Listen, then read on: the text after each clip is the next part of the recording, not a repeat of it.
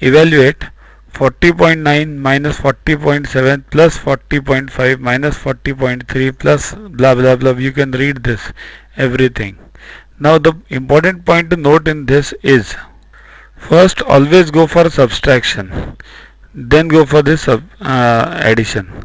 Now if you check the subtraction, 40.9 and 40.7, 40.5 and 40.3, 40.2 and 40.0. Important point to notice, the difference is only 0.2. See this, 40.9 minus 40.7, 9 is 7 is 2, and this becomes 0. Similarly for others. So make groups of these two. This 0.2, 0.2, 0.2, then this also 0.2, 0.2, 0.2. How many times? 1, 2, 3, 4, 5, 6. Means 0.2 6 times. 0.2 multiplied by 6.